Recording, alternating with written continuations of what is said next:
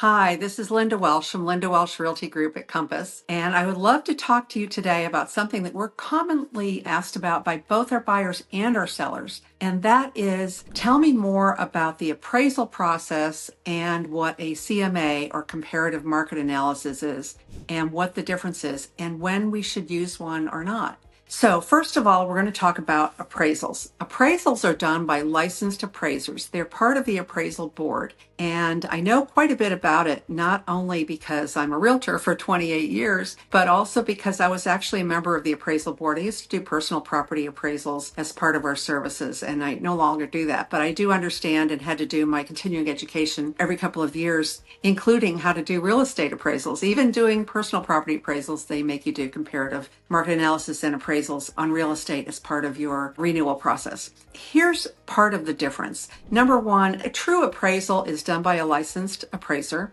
They have to keep up with their licensing in order to do them. It is an arm's length transaction or service that they do, and they are hired by the lenders. The lenders themselves cannot coerce them to get to a certain number, and neither can the realtors.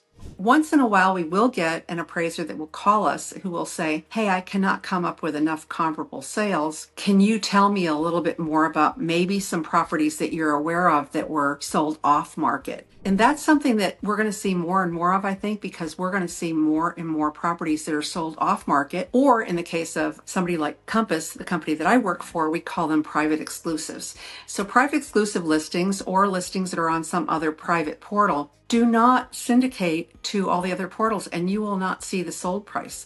So unless you have a relationship with the other realtors or the owners, you're probably not going to ever know what it's sold for. You may be able to discern what they were asking or find some historical data on that, but you won't see the closed number. And in a state like Texas, we actually have a no disclosure state. So it's not required. And even after you close, if you get something in the mail that is asking you what you paid for your home, you do not have to answer that question. So what's the difference between an appraisal and a comparative market analysis? Comparative market analysis is typically done by a realtor or a broker. They're sometimes also called broker price opinions or BPO. So you'll very often hear CMA for comparative market analysis. Occasionally you'll hear BPO. BPOs are oftentimes requested by a lender who is taking back a property or foreclosing on a property. We don't see that very much in our area, so they're not very common. And realtors who do them oftentimes might do them with the anticipation and hope that they may get that listing from the bank when something forecloses. But even properties that are posted for foreclosure, most of them never get to that stage. They never actually get sold on the courthouse steps. So just be aware of that. A comparative market analysis is usually not as in-depth as an appraisal. With an appraisal, you're going to find that they are going to take the comparing properties, typically 5 to 6 properties that they're comparing your property to. The appraiser is going to want them to be recently sold, hopefully within the last 90 days, in the same neighborhood, similar construction, similar age, similar square footage, similar number of bedrooms and bathrooms. Now, let's say that the subject property has 3 bedrooms, but one that you're comparing it to has 4 bedrooms. They're going to take that other property and subtract an amount that they think will bring it in line with the subject property in order to make it equivalent. Let's say that a comparative property has a pool. They're going to deduct a certain amount to bring it in line with the subject property in order to come up with a number that they feel is fair. It's a very elaborate process. They will have photos of the subject property as well as dimensions. They'll be rudimentary dimensions. They won't be like a full floor plan or anything like that, but it'll be a basic sketch, and they will come up with a number that is either at or very similar probably to what the tax records have on file for the square footage of your house. Now, if you're a seller and you're looking to list your house and you have an appraisal, either from previous times or you're doing a pre-market appraisal, you can choose to use the tax record square footage, the builder square footage, or the appraiser's square footage. Whichever one benefits you the most is probably the one you want to use, and is usually the highest one. You may have also added square footage to your home, or a previous owner did, or they added into attic space or something of that sort. It does need to be fully conditioned, so air conditioned and heated, in order to be counted. They do not count garages or unfinished basements or attics as maybe even storage space. They don't count that as living quarters.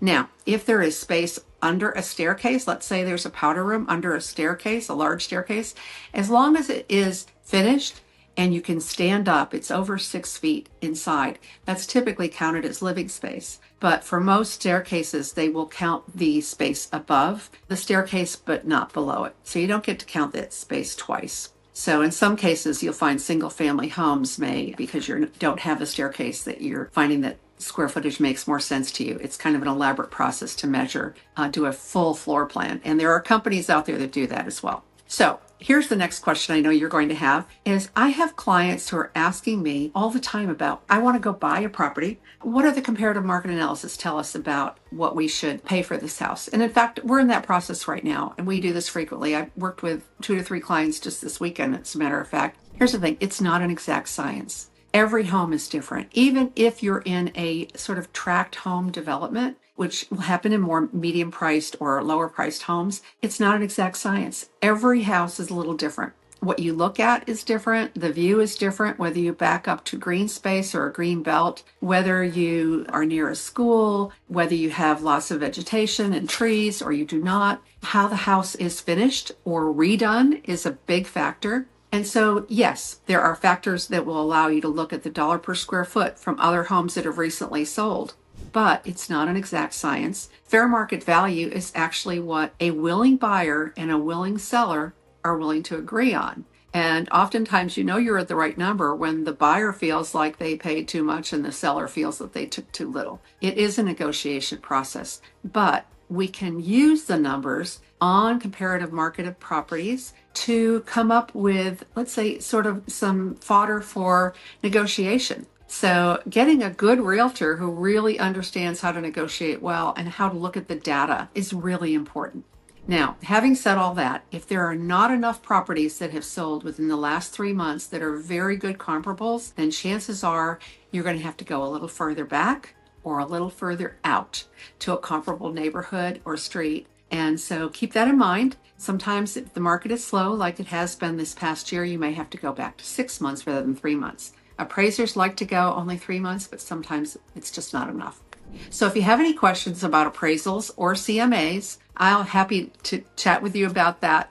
Or if you'd like us to give you sort of a CMA value for your home, just give us a call. Again, it's Linda Welsh Realty Group at Compass. Thanks so much and have a great day.